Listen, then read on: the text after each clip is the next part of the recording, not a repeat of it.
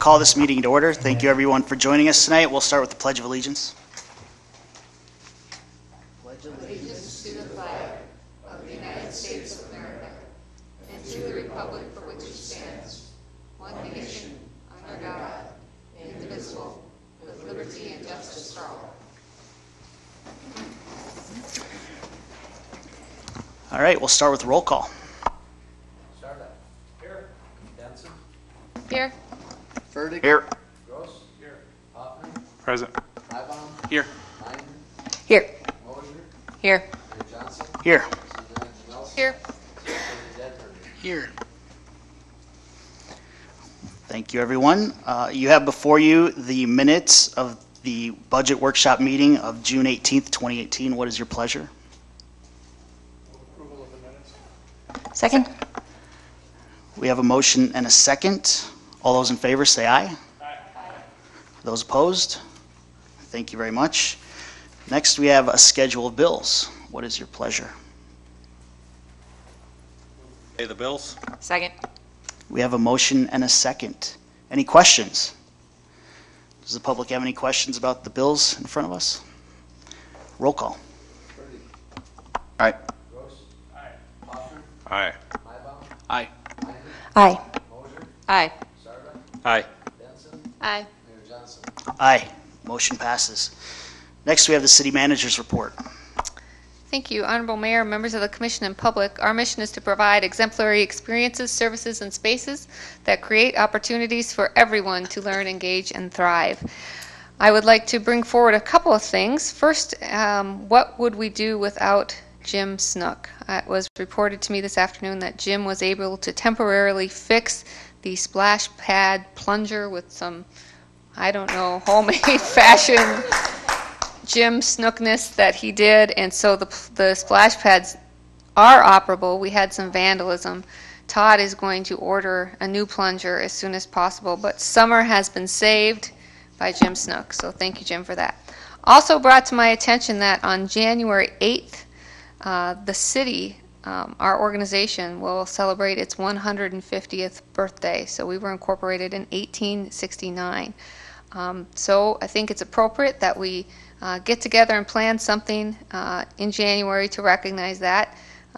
Mayor Johnson has agreed to be on that committee, and I'm looking for two other folks to serve on a very short committee that would be interested in planning what it is we might want to do. Chris or Commissioner Fertig, thank you. I can help. And Commissioner Mosier, thank you. So we'll get together and find out how we'd like to celebrate that properly. Wanted to bring forward something for you to think about, and you can get back to me over email, Commissioners. The tennis courts at Memorial Park, we have budgeted $25,000 to have some resurfacing and some work to do there in bad shape, particularly the south ones, if you've looked at those. That estimate came in at $51,000. That bids come in, the low bid came in at $51,000. We do have some funds left in the trails for Meridian Bridge, $34,000 left in trails. So we could cover the cost of the improvement. There's also some more work that could be done, and we could find some funds for that in the parks budget as well. So I'd like you to think about that, how important that project is to you or not. We'll be bringing the bid forward, I believe, Todd, at our next City Commission meeting. And we'll be requesting that we do that. The trails we've held off on in Memorial Park, we know they need to be done, but if the Aquatic Center comes to fruition, they could be reconfigured, so we decided we wouldn't be spending those funds that were budgeted this year on that. So think about that. We'll get you out some information. Just a lot more work needs to be done than we previously thought. Mayor Johnson did pen a letter of support for Yankton Transit for a grant that they are looking to have to be awarded, and so we wanted to let you know all of that. Letter of support from him and from you. We didn't think you would all have any issue with that since we are partners with Yankton Transit. I've also approved for Ben's Brewing an open container to take place the evening of 7/14/19, so this Saturday. for a short period of time, I believe 6:30 to 9 p.m., they are having a Frisbee golf celebration, and they're doing some kind of like one-shot Frisbee golf type event. So that does not require commission consent. It's something that came to him late.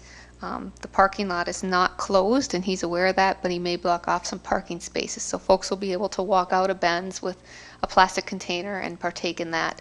He is responsible, and he knows he's responsible for making sure there's no minors out there, and he knows he cannot sell alcohol there. It's just open container. So we'll make sure public safety is aware of that.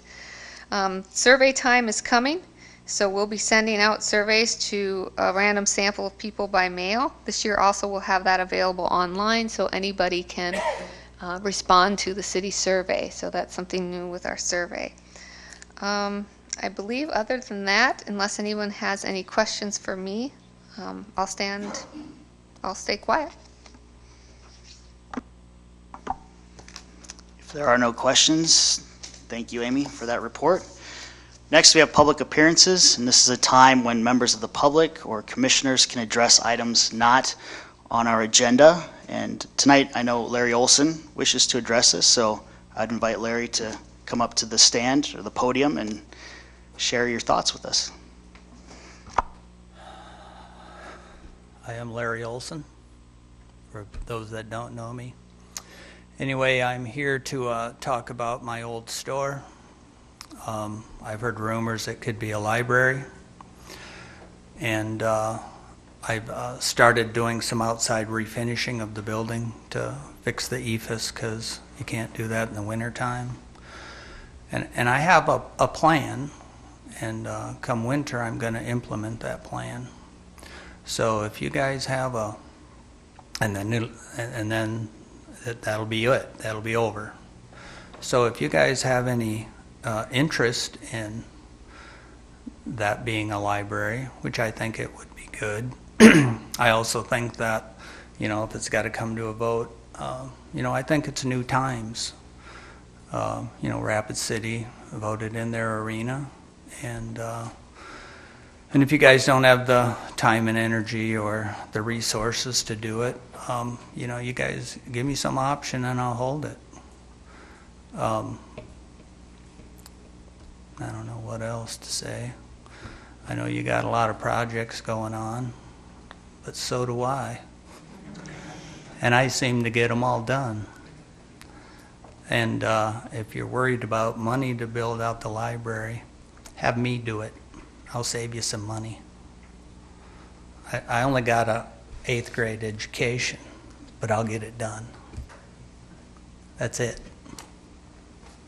Thank you, Larry. Does anyone on the commission have questions about Larry's offer?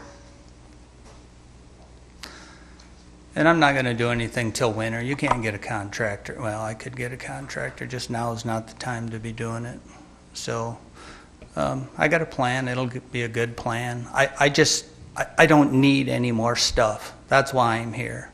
First off, I think it's a good place for a library, and I don't need any more stuff. I build it, and my wife's got to manage it, and it works well, but I just don't need any more stuff. But if I have to do something, I have to do something, because I'm not going to leave it set. It's been setting too long already.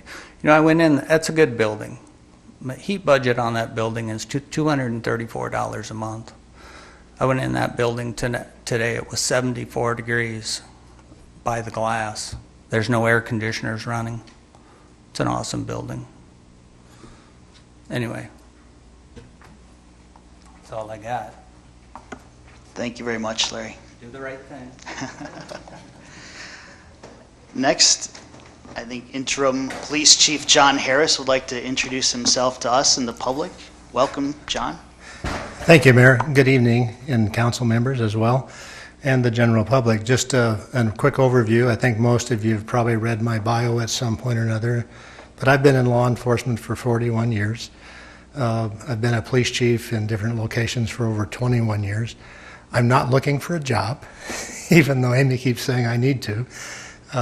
one of the things I want to do is make a difference and try to help and really take your police department to the next level and help you select a chief that can take you to the future and be one of the best in the country.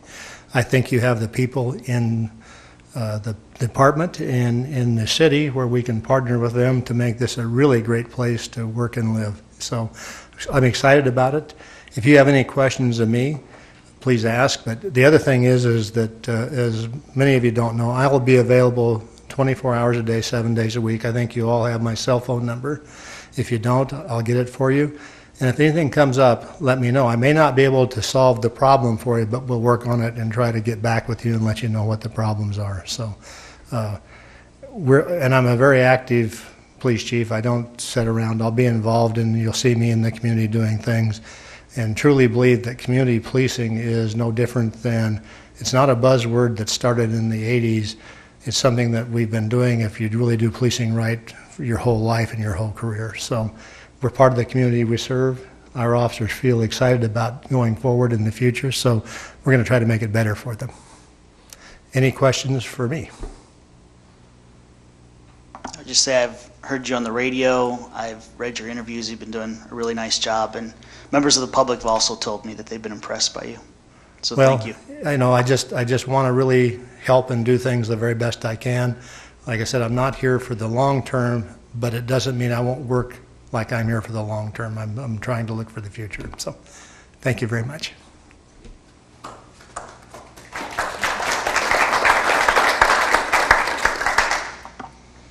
Is there any?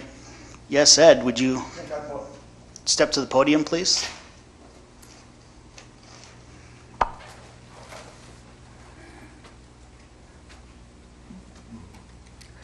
My name is Edward Gleick, and I make a little comment about Mr. Olson's property.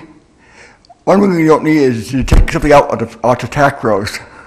And the library on there isn't at a good place because the main library is only about 6 blocks away from where it is right now. So, I mean, what we need is a grocery store or another variety store, like Target or in that location, so we can create tax revenue and pay the real estate taxes. So I put a library there is a bad idea. Thank you. Thank you very much, Ed. Does anyone else from the public wish to address us at this time? All right, thank you very much. Next, we'll move on to the consent agenda. Number 1, establishing July 23rd, 2018 as the date for the public hearing on the request for a new retail on-sale liquor restaurant license from January 1st to December 31st, 2018 for El Tapatio Family Mexican Restaurant located at 2502 Fox Run Parkway.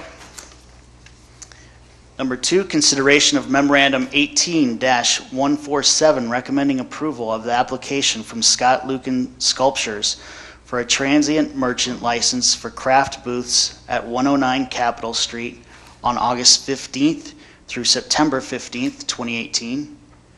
Number 3, consideration of Memorandum 18-152 regarding setting a budget workshop meeting date or dates in August, and that would be 5:30 p.m. August 14th at City Hall, and we'd also hold August 15th at 5:30 p.m. in reserve if we need to utilize that extra time. And number 4 is a possible work session for July 23rd, 2018 at 6 p.m. here at RTEC. However, Amy tells me that she doesn't think one is necessary unless there are any commissioners who have a topic they wish to discuss. All right, so what is your pleasure? The consent agenda. Second? We have a motion and a second. Are there any more questions about these items? Does the public have a wish to address the commission on any of these items? All right, all those in favor say aye. Aye. Opposed? Motion passes. Thank you. Now on to old business. Number 1 is consideration of Memorandum 18-148 regarding the public hearing on the request for a special events retail on-sale malt beverage license for September 15th, 2018 for Heritage Home, Inc. at 509 Pine Street. What is your pleasure? So moved. Second. We have a motion and a second. Does anyone on the commission have questions about this item? Does anyone from the public wish to address the commission on this item? Roll call. Gross. Aye. Hoffman. Aye. Mybom. Aye. Minor. Aye. Moser. Aye. Sarda. Aye. Benson. Aye. Burdick. Aye. Mayor Johnson. Aye, motion passes. Number 2 under old business is a public hearing regarding amending the Vehicles for Hire Regulation Ordinance, which is number 1010. So moved. Second. We have a motion and a second. Does the commission have any questions on this item? I guess I would start by asking Ross to briefly introduce this for the public again.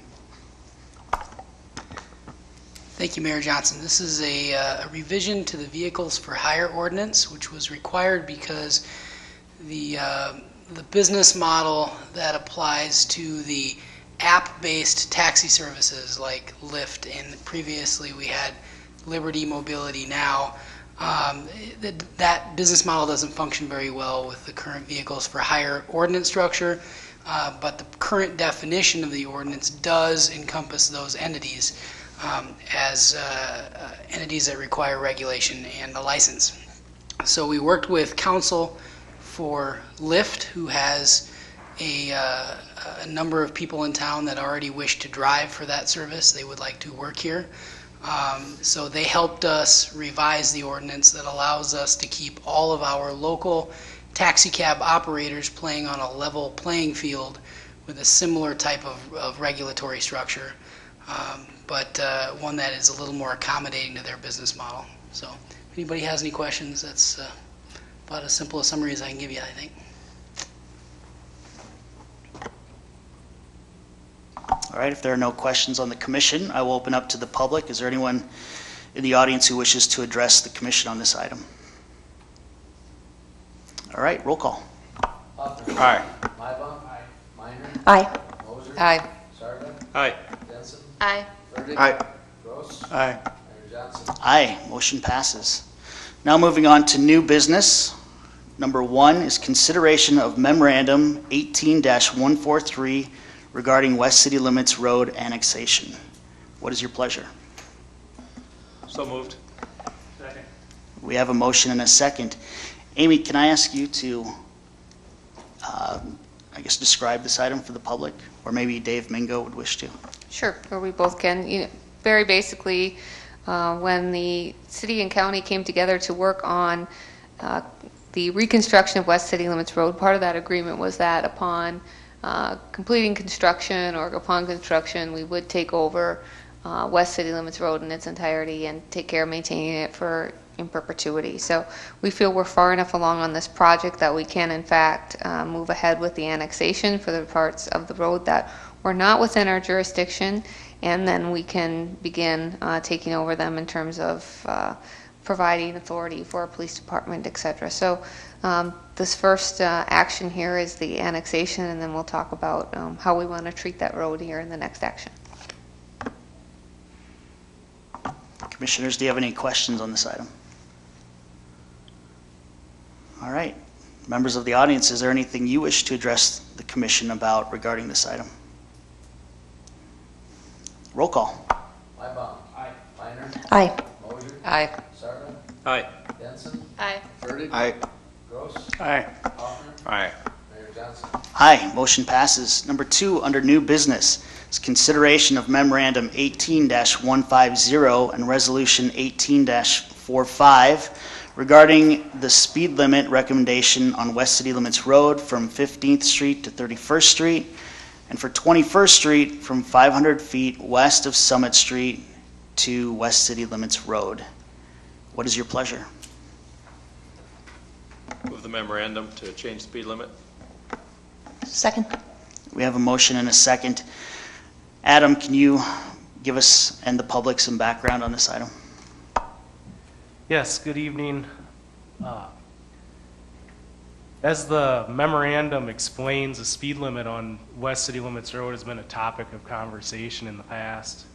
And the Public Works Office has received concerns from residents in regards to the 45 miles per hour speed limit, with hopes to reduce the speed. With the recent annexation of the West City Limits Road corridor, it was decided to revisit the subject and considering lowering the speed limit from 15th Street to 31st Street on West City Limits Road. The memorandum outlines a few justifications for the reduction of the speed. There's been a substantial number of changes in the last couple of years affecting traffic behavior along that corridor, that being the increase in residential development as well as commercial development. And just public use of the area along the corridor, such as the community garden and the dog park, and also with the TAP trail system project this year, there's going to be 2 pedestrian crossings added on West City Limits Road, one at 26th Street and one at St. Benedict Drive, which would be a concern with the speed of the traffic. I do have a few statistics on past speed studies if you'd like to hear those. In 2013, the Yankton Police Department conducted a speed study on West City Limits Road from 9th to 31st Street. And in the current existing 30 mile per hour zone, which is from 9th to 15th Street, approximately 60% of the vehicles were traveling between 30 and 35 miles per hour, while approximately 16% of the vehicles were traveling below 30 miles per hour. So those percentages in that 30 mile per hour zone reflect that motorists are comfortable with the 35 mile per hour speed limit from 9th to 15th.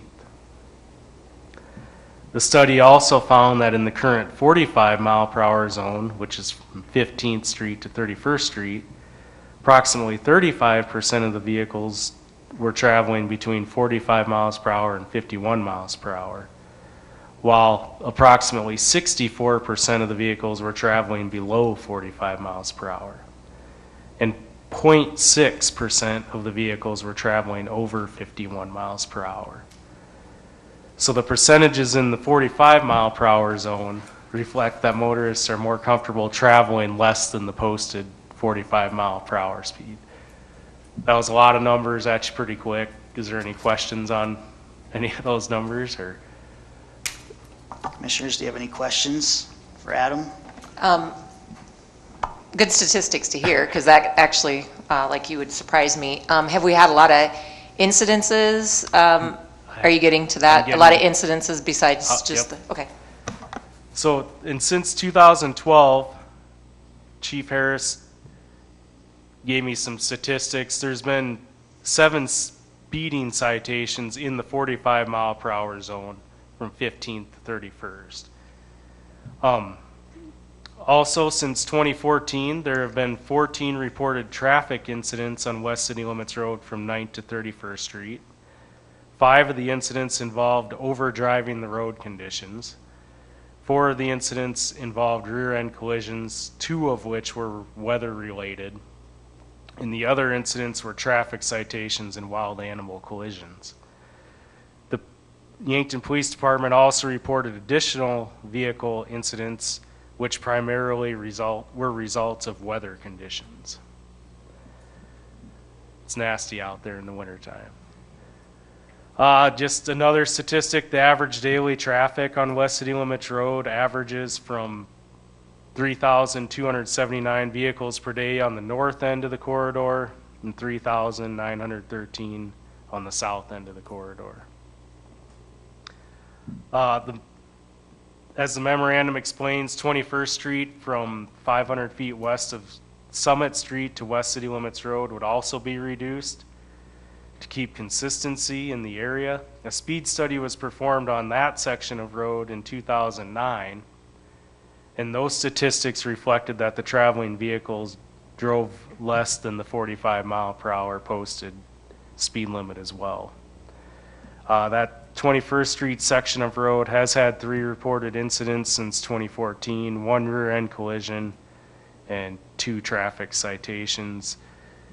The average daily traffic count on 21st Street in that described area is 2,534 vehicles per day. The engineering staff also looked at other areas in the community with similar traffic situations. West 9th Street, west of West City Limits Road, going out to Majestic Bluffs, is posted at 30 miles per hour. 31st Street from Douglas to east of Francis is posted at 30 miles per hour, as well as Penina Street south of Burley to 21st. 23rd Street going west of West City Limits Road, traveling into the county, is posted at 35 miles per hour. So we just looked at those, and we're looking for continuity along this corridor as well with the 30 miles per hour that's already there on the south end. That's been in place since the 80s and seems to be traveling fine. So I just have to say 30 sounds very, very slow to me. I had one phone call going, oh, you can't reduce it to 30, was all they said. Thought that'd be a terrible idea. But in some of those areas where you talked about, you have, and especially from 9th to about 12th, you have driveways coming off West City Limits Road. Correct. That makes a huge difference, as opposed to at this end of the street of West City Limits Road, you funnel the different developments to certain driveways. I mean, you have, in a sense, limited access. And to me, that makes for a very different situation. Plus, we're widening it, adding the turning lane. I'm going all the way to 30 on the whole thing, just is overkill to me. well, the road won't be any wider. It'll be the same. But you'll have a turning lane all the way It through. will have a turning lane. And some of these driveways up here are high density areas. There's a lot of apartment complexes. I'm sure you're aware of that. So there will be an significant increase in traffic.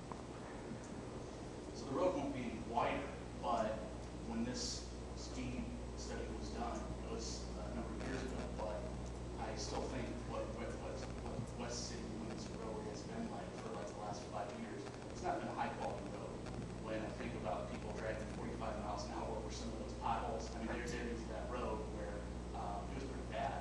So I don't know how if that played into those numbers. That very well could have. But there again, you think about having wider, who's going to be around on the road. I'm kind of with Charlie on this, 30 miles an hour seems pretty slow. Let me start over. No. And I guess one number too to add to the statistics, it adds changing the existing 45 mile per hour zone to 30 miles per hour adds 69 seconds to your travel time going down that corridor. I like the 30 miles per hour on 21st Street. I think that's a great idea, particularly given the students that we have going back and forth to Artec. But the 45 doesn't start till you're west of Summit. Sorry, but the kids go back and forth right here. I think, excuse me, Nathan. It makes sense to have the north and south end at 30, I think, because of obviously the traffic. But putting a chunk in the middle at 45 just seems so confusing to me. And then if you had that portion, you aren't adding, to me, it'd be so confusing. I think it'd be consistent to go with 30 the whole way, because it seems like that's where we're going to go in the future. Just a matter of time. I kind of agree. I think 40 is going to be 45. I mean, 30 is a little bit too slow. But as it develops out there, I guess I'd be more acceptable to putting this into place now, so people know how to drive it as it develops out there, as it gets more crowded out there, as you know, even with Westbrook Estates, they don't have any places for the kids to go. You know, they're going to be crossing the street, going, you know, to and from school and stuff like that. I guess I'd be for doing it now, to get people prepared as it keeps developing out there.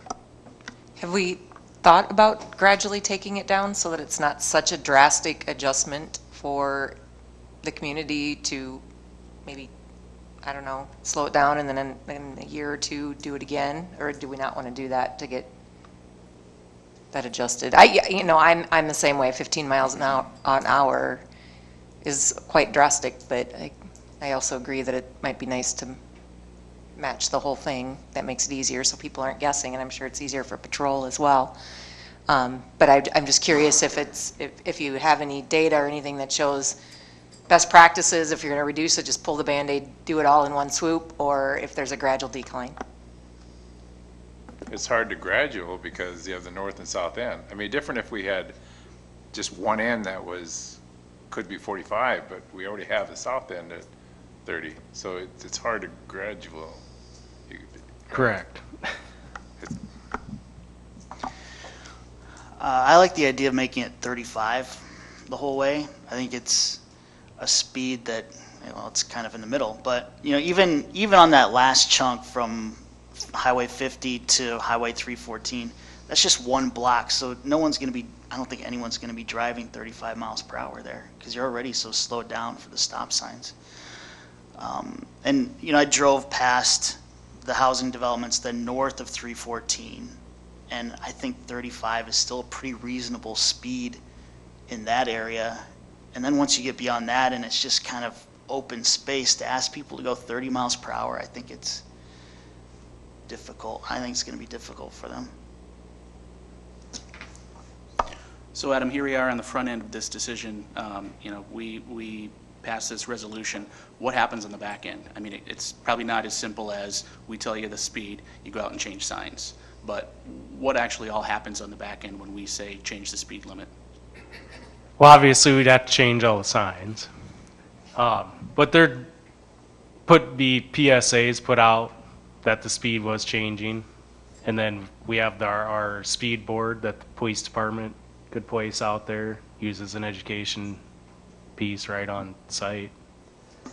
I'm guessing, Chief, you'd work with the officers and talk with them about, maybe being kind at first when you pull folks over and until they get used to the change. That was going to be my question, warning time frame or something that. Well, absolutely, and we will look at that, and just like Adam said, one of the things we will do is put the speed trailer out, we'll do PSAs, and then we'll even do some warning enforcement out there to make sure people with visibility as well.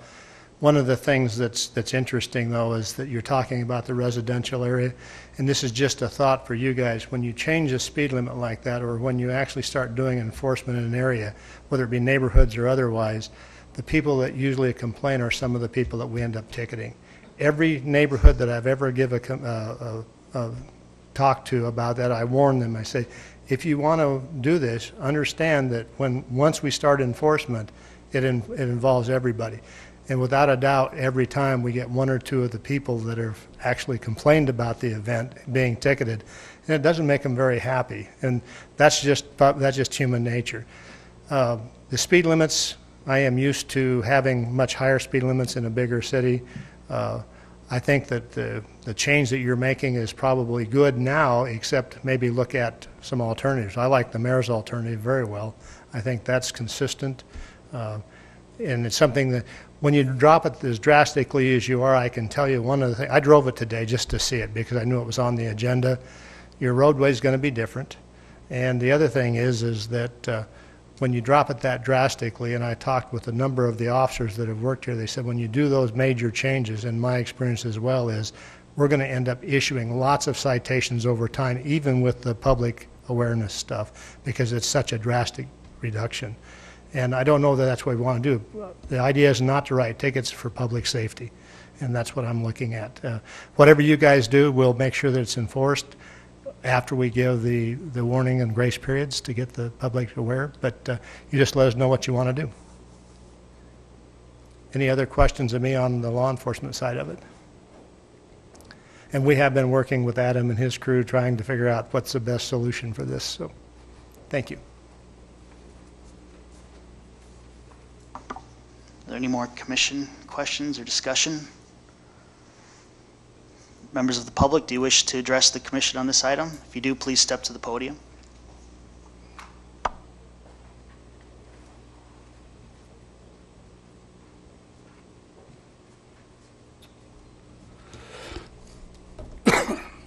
My name is Jim New. I live out West City Limerick Road.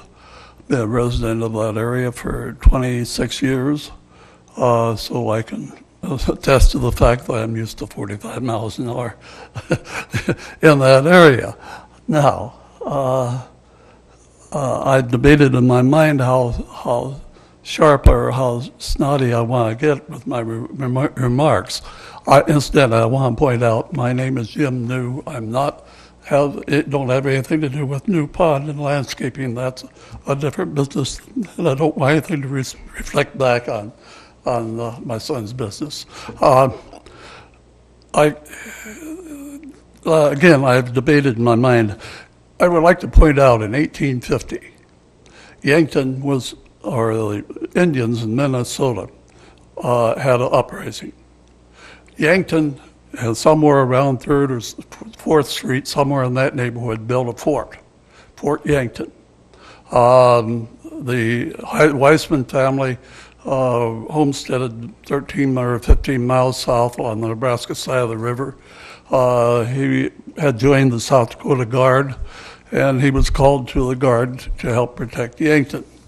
While he was in the Yankton Guard, his family was massacred south of the Weissman unit south of Wynot. Okay, I'm going back to Fort Yankton. As Yankton grew, as you'll recall, a few weeks ago, they were talking about the congregation or one of the churches where they thought when that church was built, it was far too out of town. It was on 6th or 8th Street, somewhere in that neighborhood. It was far too out of town. Fort Yankton had expanded that far. Then Fort Yankton went, as I recall, back in the late 50s, somewhere in that neighborhood, when the stockyards was where Walmart or Kmart is. The stockyards was closed, and Kmart came in. Yankton again, Fort Yankton had expanded. Okay, then now we've gone up to 31st Street. Well, I don't know whether there would be anything beyond 31st Street if it wouldn't have been for Menards. Okay, now we're to the west part of town. Fort Yankton has existed on West City Limits Road for forever. Now, Yankton said, no, we will not supply water out west of Yankton. No, we won't. That's not our business. And so what happened is BY Wire District put their plan in, 6 miles west of Yankton? They supply, and Yankton has if you want to build a house out there, you must buy wire through or affiliate of BY Water. Okay, now Yankton's now in the process of saying, hey, we've got 4,000 people living out here. We've got somewhere around 8,000 to 10,000 people living on the Nebraska side of the river that come across that, many of which come across the dam and come up here. And where do they do business? They go down West City Limits Road and over to their businesses or to their place of employment. You have left no way for these 4,000 people, plus the residents of, if you make this thing so unhandy and so unbearable that 30 miles an hour, as somebody has made a comment, is terribly slow. It's the same speed limit as is 41st Street in Sioux Falls. Now, I didn't hear a comparison between the traffic on 41st Street in Sioux Falls with their 30 mile an hour speed limit and the proposed speed limit on West City Limits Road. I'm going to quit with that before I get myself in deeper trouble, but nevertheless, I would certainly like for you people to give some consideration or maybe just think it over before you pass the ordinance this evening. I remember for a while of a few homes, there is a 30 mile an hour, and then we had, for a good number of years, we've had corn on one side and soybeans on the other with a 30 mile an hour speed limit. It's no God's wonder that we shouldn't have a lot more citations given when farmers and friends of mine come from Wausau are used to. They now go to, they say, hey, I just won't put up with that bill of getting stopped by a cop for doing 38 miles an hour and beans on one side and corn on the other. I'll go to Norfolk. The last thing I think you want to do is, you do have people that are, and I haven't even spoke of the million people a year or somewhere near a million people. What do they think of Yankton when all of a sudden we come in and, hey, I hear complaints all kinds of time of what the speed limit reductions are from just this side of the Jim River Bridge to get to the lake out here. It's quite a trek. And so, anyway, enough said. Just consider it. Jim, thank you very much for your comments. Yes, Ed.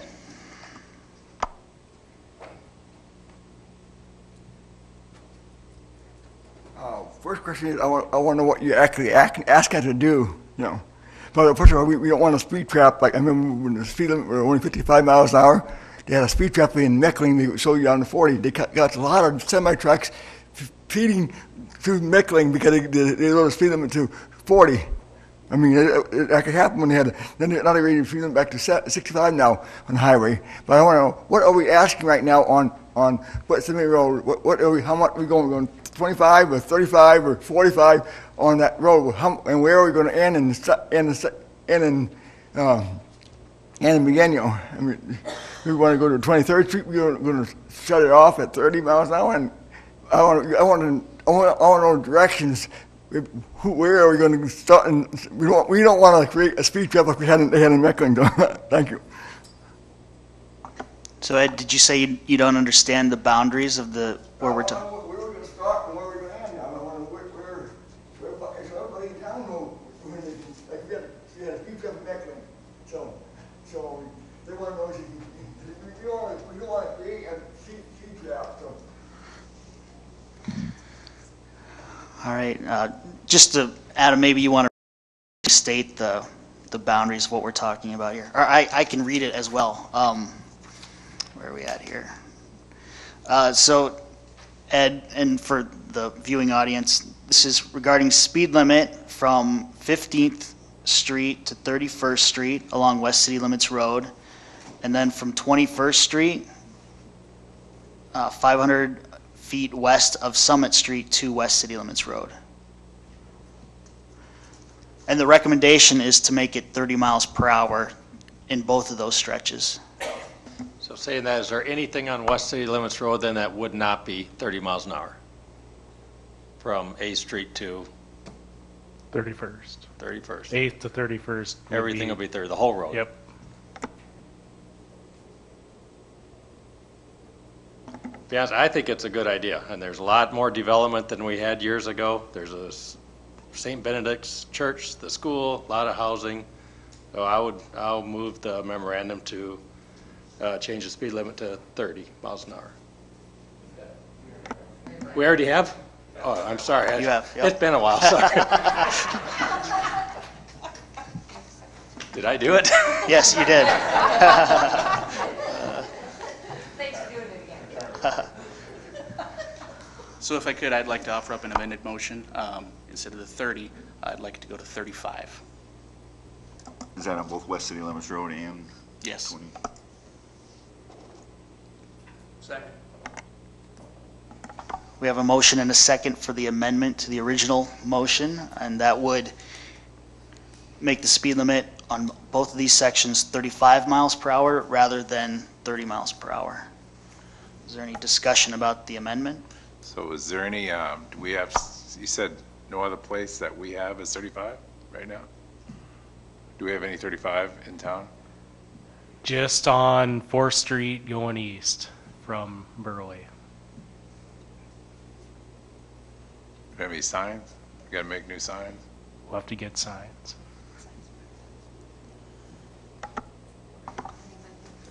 Is there any other discussion? All right, so we will vote on the amendment to make the speed limit 35 miles per hour. Al, roll call. Aye. Aye. Sarda? No. Benson? Aye. Purdy, Aye. Gross, Aye. Hoffner, No. Ibom, Aye. Mayor Johnson. Aye. The amendment passes. So now we vote on the original. So now we will vote on the original motion as amended. So again, 35 miles per hour. Is there any more discussion? Roll call. Aye. Sarda, No. Benson, Aye. Purdy, Aye. Gross, Aye. Hoffner, No. Ibom, Aye. Minor, Aye. Mayor Johnson. Aye, motion passes. Thank you, everyone, for that very interesting discussion. All right, number 3, under new business, consideration of memorandum 18-145 regarding an airport grant agreement and engineering contract amendment. What is your pleasure? Move the memorandum. Second. We have a motion and a second. Dave, would you mind introducing this for the public? Certainly. As you've been made aware, over the last 16, 18 months, there's been a number of additional requirements associated with the environmental review for the apron expansion and hangar relocation project out at the airport. The FAA is primarily responsible for not only planning but also funding these projects, as their funding assistance level on these projects is at 90%. States at 5%, and locally we're at 5% also. So this memorandum and agreement is for the engineering effort specifically, and over the past year and a half, the expenses for our consulting engineer have been considerably higher than was anticipated because of the extra effort that the FAA required to get through the process. So you as a commission about a year ago now amended the contract to increase our payment to them $20,000, and also the engineer has been substantially working without pay for almost a year also, in hopes that the project would all come together, and that's what this grant amendment recognizes, is also not only covering additional expenses that they're due, but also helping us cover some of the $20,000 amendment that we weren't expecting last year. And I'd try and answer any questions you might have. Does the commission have any questions about this item? Does anyone from the public wish to address the commission on this item? Roll call. Sarda, Aye. Benson, Aye. Purdy, Aye. Gross, Aye. Hoffner, Aye. Ibom, Aye. Minor, Aye. Moser, Aye. Mayor Johnson. Aye, motion passes. Number 4, under new business, is consideration of memorandum 18-144 regarding a request for permission to assign a sales tax reimbursement agreement. What is your pleasure? If I may, can we have, Dave, you want to give us a recap of the whole, the Menard situation, how that came about, and how Greenbow became owner of these properties? Certainly. So we had a public-private partnership with Greenbow Development Corporation to help us with the recruitment of the home improvement store on the front end. And part of that agreement is that they would end up with some lots that they would be able to market for development to other businesses besides Menards, which was the principal, occupant of the development. The sales tax agreement that you're looking at here was developed to help them be able to incentivize the sales price. It's the reason Culver's is where they're at. Culver's wouldn't be there without the sales tax reimbursement agreement that's there. The retail market has changed, so they haven't been as successful on the south lots. We did end up with a dentist's office on one of the lots off of 31st Street, but that's not going to generate sales tax in the manner a retail outlet would. But so they're not getting reimbursement from that. Part of the sales tax reimbursement agreement specifically said that the reimbursement would go to Greenbow, so that it would make them whole up to an amount of a previously determined appraised value for any sales on the property. So let's just say the property was worth $250,000. If they sold it to somebody for $150,000, in other words, a dramatically discounted rate, the reimbursement would cover them to get them made whole up to $250,000. Okay, that's the long story of the agreement that's already in place. The change being requested tonight is because Greenbow is no longer in the same corporate form it used to be. They aren't a development company. They in fact are trying to liquidate their land assets and are no longer in the development business.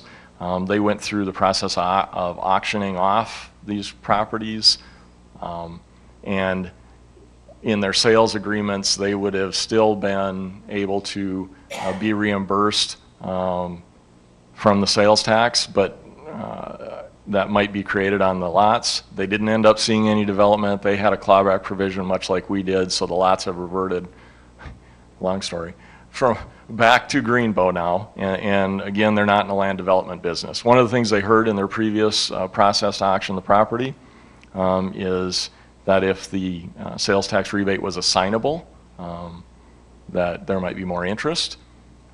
So Greenbow is now saying they still want to sell the lots at a discount, and they are not interested in capturing that sales tax rebate for themselves. They're willing to sell them at a discount and assign that rebate.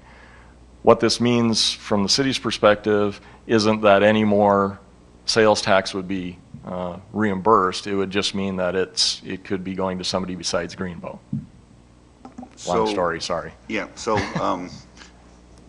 this tax increment district, I mean, it's a great tool to bring in or to spur economic development.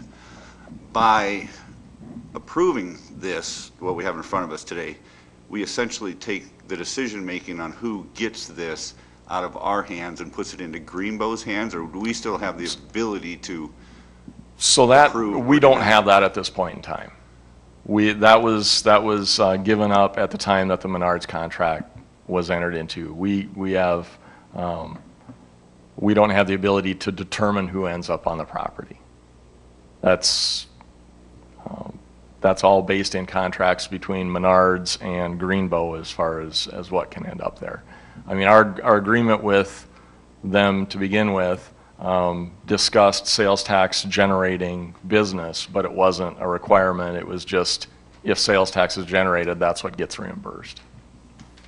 So the only difference between what we signed before and what is in front of us today is that now Greenbow is saying instead of the increment coming back to us, we want the ability to give it back to whoever we're selling the land to. Correct. And this isn't part of the TIF contract, the tax increment district contract. This is a separate sales tax rebate contract.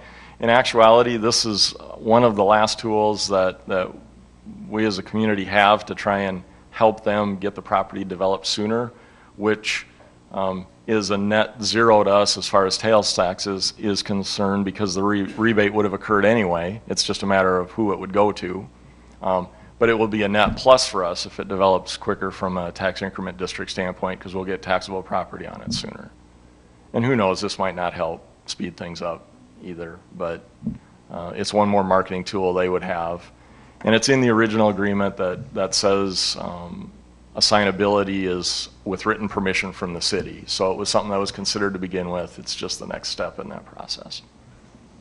In the memo, you mentioned the buyers who purchased the property. Is it just one entity, or is it multiple entities? So there were two buyers that bought the property at auction, three buyers actually, that bought the property at auction from Greenbow. The one on the south side off 31st Street, which the development is occurring there now, that's the building that's going there, the dentist's office.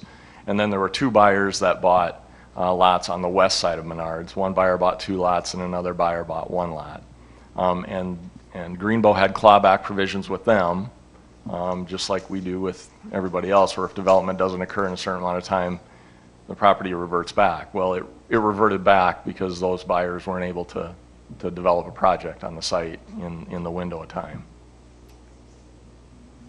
So then really the only difference could potentially be that where, you know, initially the thought was we'd just be rebating back to Greenbow, we could be rebating back to multiple entities if we give the green light here. That's true, yeah.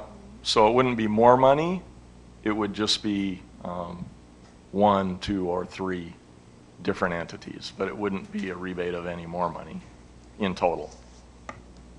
Thank you. Are there any other commission questions? Does anyone from the public wish to address the commission on this item? Have we made a motion yet on this? No, we haven't. I'll move the memorandum. Second. All right, we have a motion and a second. Any more discussion? Roll call. Benson. Aye. Ferdy. Aye. Gross. Aye. Hoffner. Aye. Mybom. Aye. Minor. Aye. Moser. Aye. Sarda. Aye. Johnson. Aye, motion passes. Number 5 under new business is consideration of memorandum 18-149 regarding resolution 18-144 regarding a plat of lots 5A, 5B, 6A, and 6B in the Westbrook Estates addition of the City of Yankton.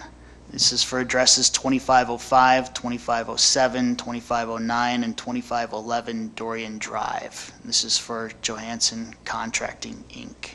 What is your pleasure? Move the memorandum. Second. We have a motion and a second. Does the commission have any questions on this item?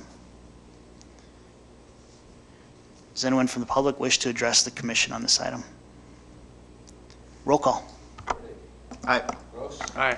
Hoffner. Aye. Mybom. Aye. Minor. Aye. Moser. Aye. Sarda. Aye. Benson. Aye. Mayor Johnson. Aye, motion passes. Number 6 under new business is consideration of memorandum 18-146 recommending approval of resolution 18-43, a transfer of approximately 10 acres of East Industrial Subdivision land from the City of Yankton to Yankton Area Progressive Growth. What is your pleasure? So moved. Second.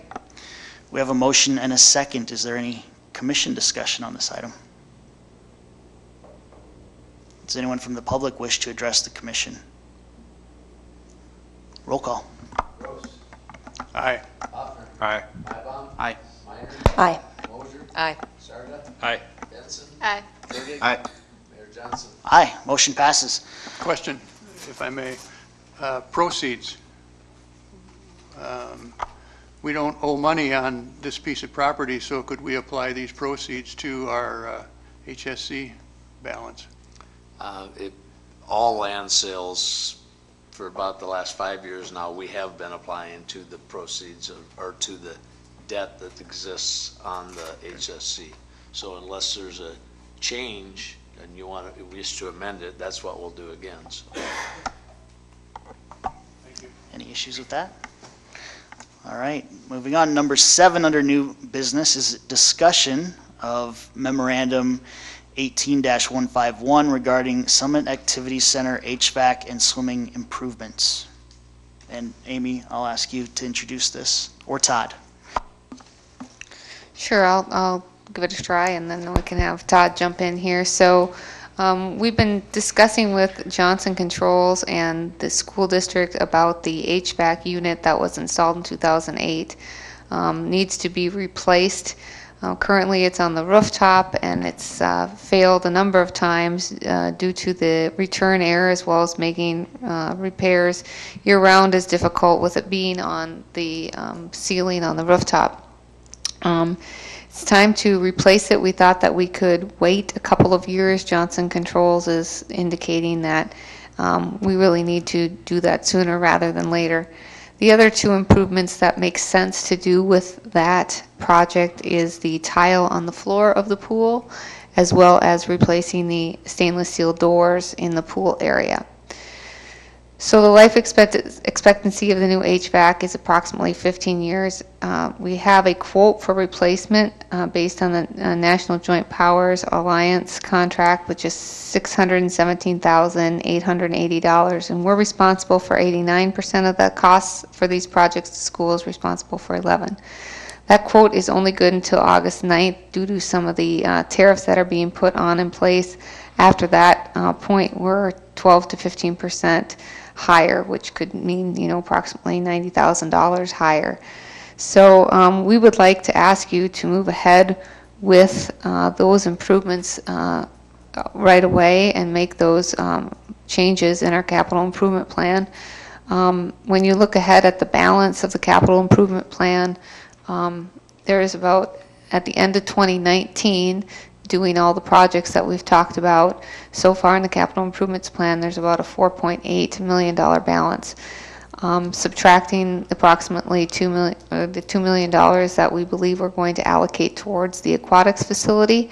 If that project is brought forward by Dive and Yankton, that leaves 2.8 at the end of next year, and then this total is roughly about 800,000. So it would leave about a $2 million balance in the capital improvement fund at the end of 19. We visited with Dr. Kindle and the school, and they're okay with moving ahead with this project, you know, at a more rapid pace than it was budgeted. I think it's currently budgeted in 2020. So we're looking for your approval because this is a significant change to the CIP and to our budget. And Todd, I don't know if you want to add any more details about the problems you've had with the actual HVAC at the pool. I know we had to shut down a couple times this year. Yeah, just history. When the facility was first built, the parks maintenance and recreation staff did the maintenance, so they used to climb up the ladder and onto the roof of the building. And in 2008, when it was time to replace that unit, which never worked as well as it should have, thus you have the issues with the stainless steel doors in the facility. In 2008, Johnson Control was the contractor and installed the new unit, and they have a maintenance contract, so their people have to climb up onto the roof in the middle of the winter. And yes, if any of you are familiar with the swim team last year, when we have issues with that unit, the humidity skyrockets inside the facility. You can see the water running down the walls and the windows inside the facility. There's the chemicals that it's not taking out of the air, so there's a smell and some different things. So yeah, it's just the nature of those units. Again, you'd like to get 15 years out of them, but the reality is especially with it being on the roof, not going to happen. This unit that they're bringing forward to us now, there's a little bit of change in not only the unit and location. They would like to bring it down to the ground. We've talked to the school. They're okay with that. That means we can suck air off the top of the water as the humidity and the chemicals come up and changes the environment inside the building. But the other thing is, with the unit they're talking about, there's now an electro-guard coated coils that have a 10-year unconditional warranty on them. We've never seen anything like that in the time that we've been dealing with these type of things. So to get 15 years out of it now maybe is a little bit more realistic by not only moving it, but then having the newer updated unit with the warranties that are coming with it. So that's kind of the history of how we've got to where we're at.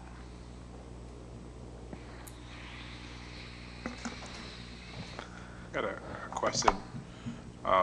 In regards to the cost of this project will increase 12 to 15% after August 10th. Where does that come from, or who established that? Is that just an estimate, or what? Johnson Controls is telling us that as they're watching, I assume, the market where they have to buy their products from, or whatever the case may be. But that just, it's not, you don't know what it's about approximately, right? I mean, how sure is that will cost that much more? Or, Jason from Johnson Controls can answer that. Account manager. Thanks. No. So this unit is actually a train unit. It's not a Johnson Controls product. And the train, well, right now I'm trying to extend that so you guys didn't have to go, or not trying to push you into something that you guys aren't aware of. However, the coils in the existing unit, they're corroded. That unit may not last another year. But then the tariffs, we have an email that says, and it's from everything, from the condo, the piping, the coil, the unit itself. Pool units are very unique. They operate very unique. They're very expensive. And I received an email prior or right after we had met with a few of you individuals, and that said that August 10th is the cutoff as of right now. So when that initially came over, I let Todd know, and we moved forward, and that's what brought us up to today. And so we had the school, and we were going to wait until August with the school, and then with the additional emails coming, they said no. So I'm trying to negotiate it with them right now, but the issue is I don't have anything in writing, and I don't have anything that promises me that they will obligate their price right now for the project. So that's where we stand. So I apologize, I can't get anything. I'm just curious if, what would the approximate cost be if we replaced it up on top? Just about how much would that cost? Jump up on top. It's a significant, it's probably 80 to 100,000. I thought was a little bit, what the difference would be. Less. But then at the same time, your maintenance will go up because it's so much harder to work on. Plus, every time a compressor goes out or anything like that, you have to get a crane. With the new ones, you won't have to. They'll be on the ground on the west side of the building, and it reduces the environment of, so pools are hard on atmospheres. It's just a hard environment. And I know Todd has had some issues with the stainless steel doors and other equipment. That's what has been eating these coils, because everything comes up and it on the return there and it hits those coils. On this one, you're going to have it on the side on the ground, and it's going to pull it right off the pool, and then it'll still go up the duct, but it'll still supply. We won't replace, or don't have to replace any of the duct work inside, which lowers the cost on the project. So that's that. And we set records here. We had 2 different engineers, which kind of fast-paced this. Usually we do a project development agreement where you guys either go out and get a third party to design it, or we got them when we're incurring that cost because of the situation right now. And we had 2 engineers from 2 different companies agree that this is the best application for it. And talk to Amy, they just want to do it right, because I would hate to have you guys spend $500,000 or $550 and then be back where you're at in 10 years because of the atmosphere of on the equipment. Could you clarify, I'm curious how big these units are that you're looking at putting in, and where outside, you'd said obviously outside, and the school said that was fine. I'm just curious on the look of that and where that would be. There's some aesthetics there, if that's what you're, and I think it's 45 feet long. But it's a lot more efficient than, you have 2 pieces of equipment right now on your roof, and you're not getting that outdoor air for free cooling. You will with this unit. So it's a lot more efficient than it would be than the existing system that you have. And it's a lot better equipment just because it's newer dates. And would that go on the side, the back? The west side, there's not really much back there. It's be right along the pool. The windows are above, so you'd never be able to see it from the inside of the building. And it's all brick along there. We would actually put a grill, cut the brick out to have a grill, and that would be our return air section. And the best part, another part is October would probably be the ideal, so you don't have to close down the pool because you need that cooling. So October, you might be able to not shut down the pool for more than a few days. But if we have another winter like we did this winter, and it's a 16-week lead time, I'm trying to get that bumped up to 14 so we can install it in October before the snow, because if it comes into March and we can't get on the roof, or you can't get out on the ground, we can have everything in play. We can have the pad poured, all the duct work done. We just won't have the existing equipment removed yet. And then we would have, if we have another blast, like you guys had pretty bad too in April, we would be waiting until May or June, and now we're starting to get into that portion again that we're gonna have to shut down the pool because you're not using that free cooling in October that you would normally get to get it done at that time. That's kind of where, unfortunately the stars are all lying on the other side, and I apologize for that. Todd, you were here for the last replacement, weren't you? So what was the reason at that time that we didn't go ahead and move it to the ground? We had discussions and it was cost. So we had looked at it at that time. The setup sounds pretty efficient, but I'm just curious, can you give us other examples here in the Midwest of facilities that have taken on this kind of design? Yep, there's one in Brookings, and I had, Which I think, Brookings facility? hotel in Brookings. And then there's another one up in Fargo on their aquatic center that they have. I have some, well, on a previous meeting, I guess, there are some contacts and companies that you guys can contact to get their info on it, or I guess references, if you will, and they're happy with it. I'm just curious on the staff side, if there's already been any due diligence on that front, reaching out to other facilities that have gone through this? No, we haven't talked to any other facilities that have done it, just because we have the current one that's been on the roof. Like I said, we've been told both with the first unit when we replaced it in 2008 that it was going to be a 15-year unit, and it was not. And now again, we've had the same issues here with this one. Again, discussions past 8-10 years ago were to put it down on the ground, and so just seems like now would be the right time to, since we're in our third HVAC unit, to move it down to the ground. So does this cost include installation? Yes, absolutely. Yep, this is turnkey. Can you talk, I suppose this is separate, you're not involved in the stainless steel doors? I'm not. So that's a quote from 2017? yeah, from Waffle Construction, yes. Okay. So $110,000 for the stainless steel doors, and I guess the frames. Feel pretty confident about that? I would assume with the tariff information and steel prices going up, that's why, and those we're going to have to bid. Those aren't off a contract like this one is, so we'll have to go out to the public and bid those. But I'm assuming that the stainless steel door prices are going to go up quite a bit. And can you tell us the importance of stainless steel doors in a facility like ours? Well, we do have another option. There's the stainless steel doors, or when we talked with Waffle Construction last time, there is, I want to say, it's an aluminum product that we can go with. You're trying to find something that the chemicals that are in the air won't eat away or rust to. Again, with the first unit that was in the facility, the stainless steel should have lasted quite a long time, because the unit didn't do what it was supposed to do and the chemicals stayed in the air that had the problems. So either stainless steel or, like I said, this aluminum.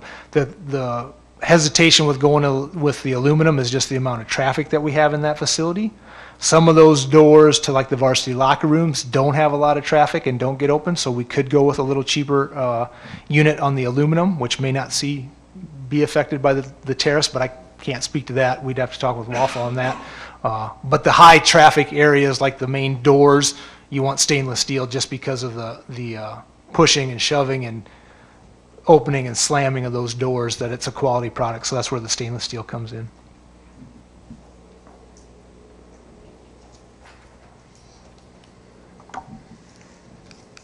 Does anyone wish to make a motion on this item? I'll move to allocate the funding, $825,000. Second. We have a motion and a second. Is there any more discussion on the commission? Does anyone from the public wish to address the commission on this item? Roll call. Aye. Aye. Minor, Aye. Mosier, Aye. Sarda, Aye. Jensen, Aye. Burdick. Aye. Gross, Aye. Mayor Johnson. Aye. Motion passes. And with that, we've exhausted tonight's agenda. I would ask for a motion to adjourn. So moved. Second. We have a motion and a second. All those in favor say aye. Aye. Opposed?